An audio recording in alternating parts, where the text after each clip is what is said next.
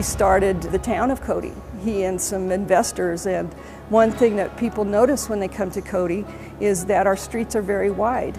That's because Buffalo Bill wanted to be able to turn a team of horses with a wagon all the way around in the middle of Main Street. William F. Cody, Buffalo Bill, was the quintessential Westerner.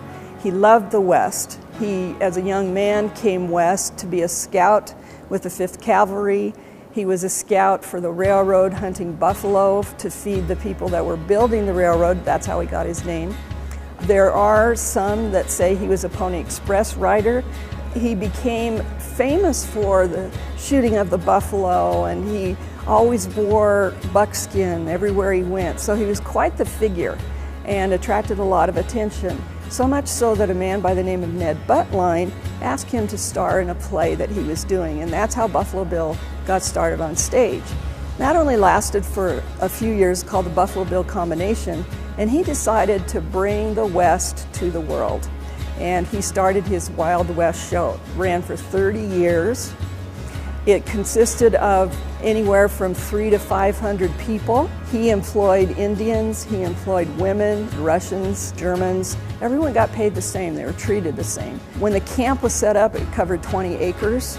It included horses for just about everybody, half a dozen buffalo, stagecoaches, all those kinds of things that he put on a railroad car, went from town to town all those years, and he made 2 trips to Europe.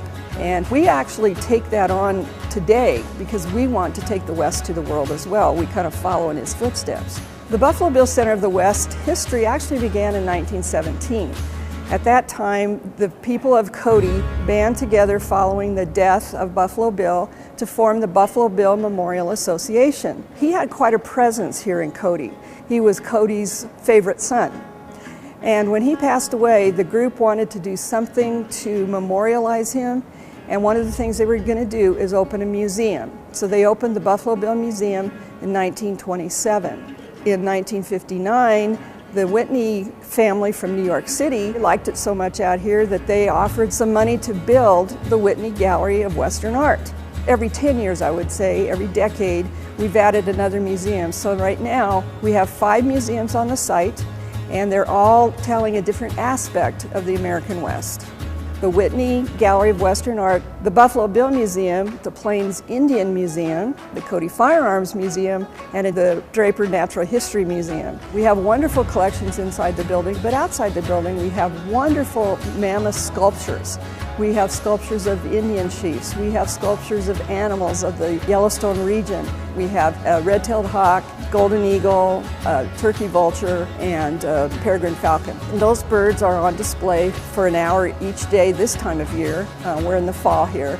In the summertime, there's formal programs with all 5 birds. So we have such a variety here. I think that's the most important thing about coming here.